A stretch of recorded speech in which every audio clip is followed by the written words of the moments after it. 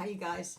When I make these videos and load them, I never know what picture is going to be the stop frame and show up. So I was trying holding the book without saying anything so I wouldn't get pictures that look like this. Anyway, all right. Sorry. I'm going to read now Thidwick, the Big-Hearted Moose by Dr. Seuss. Might be kind of a long one. Hope you're comfy. Up at Lake Winnebago, the far northern shore, lives a herd of moose.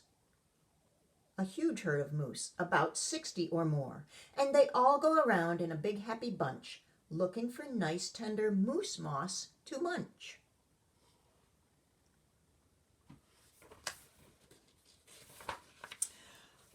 Up at Lake Winnebago one day they were lunching, just strolling along, enjoying their munching, for moose moss that day was especially fine, when it happened that Thidwick, the last moose in line, saw a bingle bug sitting.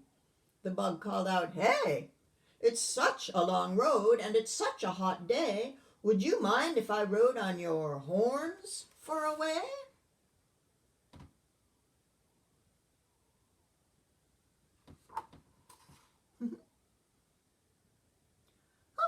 "Of course not," smiled Thidwick, the big-hearted moose. "I'm happy my antlers can be of some use. There's room there to spare, and I'm happy to share. Be my guest. I hope you'll be comfortable there." So the binglebug picked out a nice easy seat, and the moose went on looking for moose moss to eat. Here's the binglebug.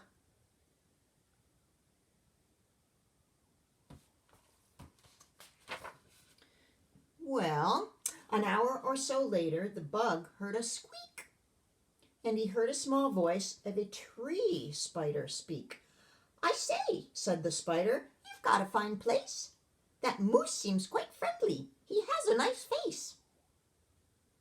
If I got on too, do you think he would mind?"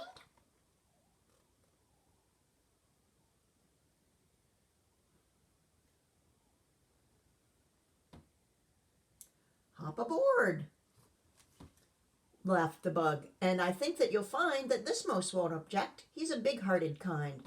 "I accept," said the spider with joy and delight, and he started a web on the horn on the right.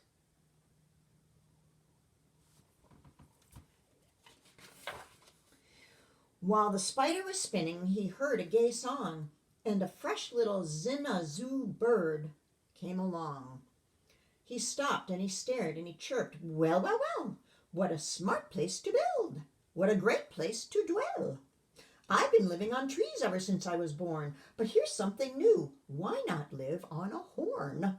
If there's room there for two, then there's room there for three. There's plenty of room," laughed the bug, "and it's free."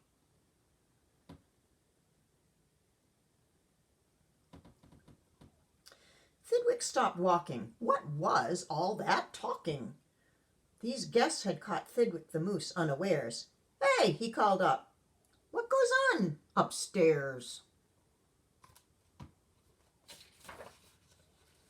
"Just building a nest, sir," the zinazoo said, and began yanking hairs out of poor Thidwick's head. And he plucked out exactly 204. "Don't worry," he laughed, "you can always grow more." Ouch. Then he dozed off to sleep in his fine moose hair nest. "This bird," muttered Thidwick, "is sort of a pest. But I'm a good sport, so I'll just let him rest. For a host, above all, must be nice to his guest."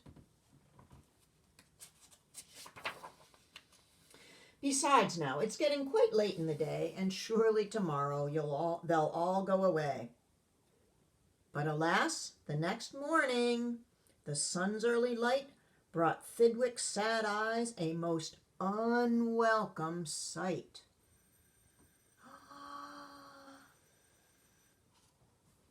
"Meet my wife," said the bird. "I was married last night. And perhaps, by the way, I should mention to you that her uncle is coming to live with us too. You're a very fine host, so I knew you'd be willing."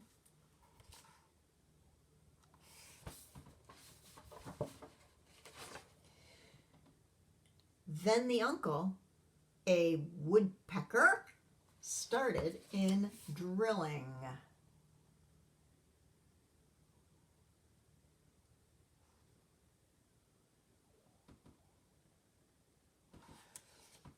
All Thidwick's friends shouted, "Get rid of those pests!"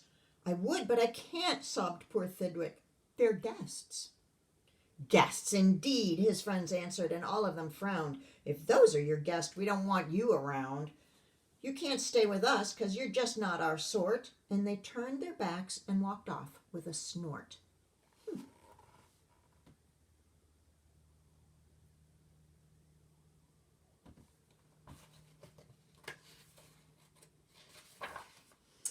Now the big friendless moose walked alone and forlorn, with 4 great big woodpecker holes in his horn. "What holes?" whispered Herman, a squirrel who spied 'em. "What holes to hide nuts in?" Mind if I tried 'em?"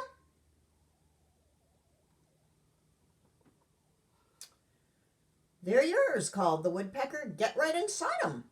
This big-hearted moose runs a public hotel. Bring your nuts, bring your wife, bring your children as well." So the whole squirrel family jumped on pell-mell.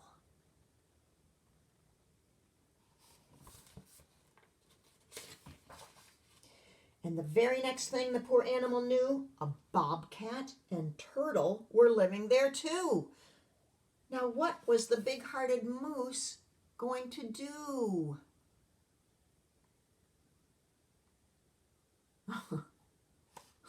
He's got 4 squirrels living in his horn.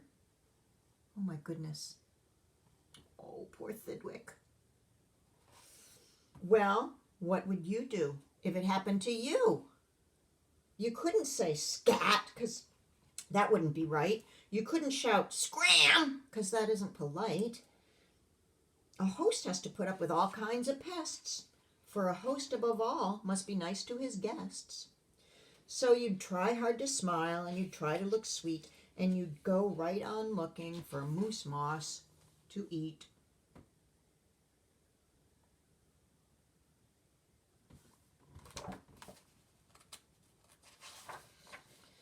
But now it was winter, and that wasn't easy, for, moose moss gets scarce when the weather gets freezy. The food was soon gone on the cold northern shore of Lake Winnebago. There just was no more. And all Thidwick's friends swam away in a bunch to the south of the lake, where there's moose moss to munch. He watched the herd leaving, and then Thidwick knew he'd starve if he stayed here. He'd have to go too.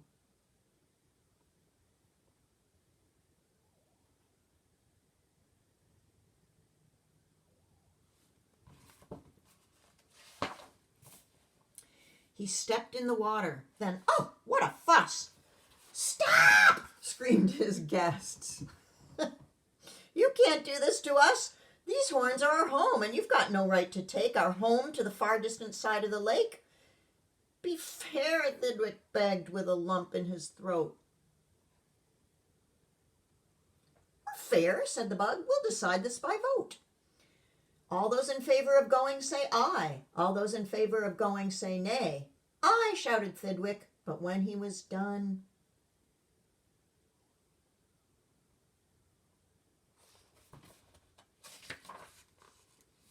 "Nay!" they all yelled.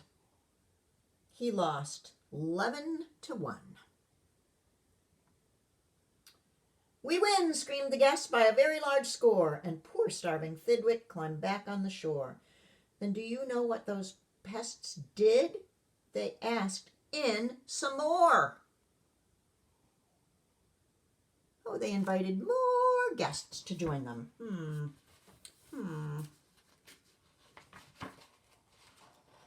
Oh dear. They asked in a fox who jumped in from the trees. They asked in some mice, and they asked in some fleas. They asked in a big bear, and then, if you please, came a swarm of 362 bees. Oh. Poor Thidwick. sat down with a groan to his knees, and then came something that made his heart freeze.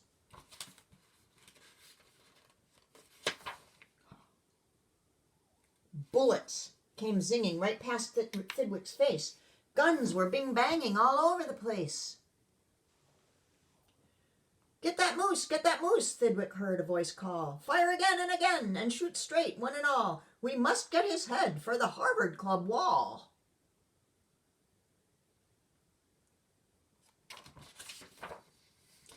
Thidwick took to his heels with that load on his head. With 500 pounds on his horns, that moose fled. He could have run faster without all those pests. But a host, above all, must be nice to his guests.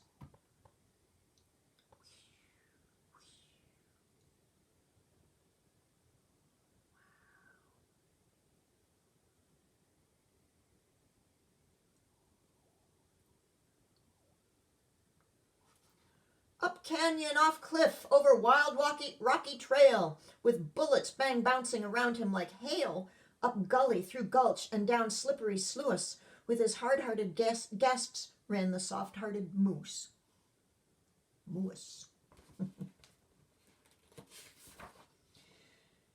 Then finally they had him.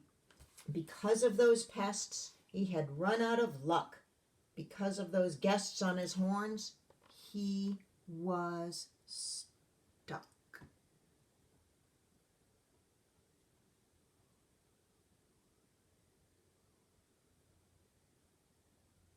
He gasped. He felt faint, and the whole world grew fuzzy. Thidwick was finished completely. Or was he?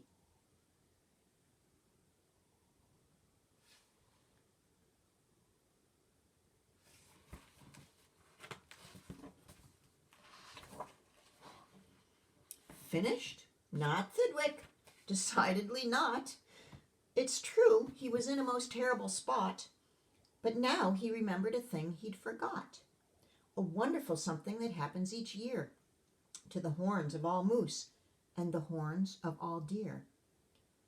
Today was the day Thidwick happened to know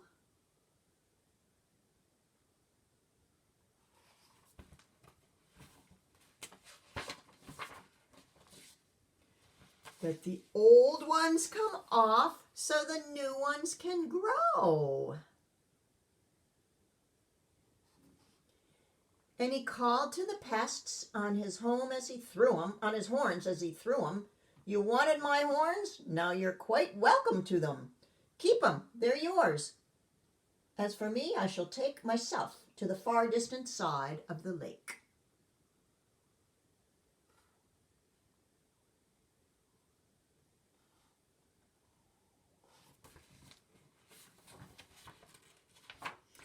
And he swam Winnebago and found his old bunch and arrived just in time for a wonderful lunch at the south of the lake, where there's moose moss to munch.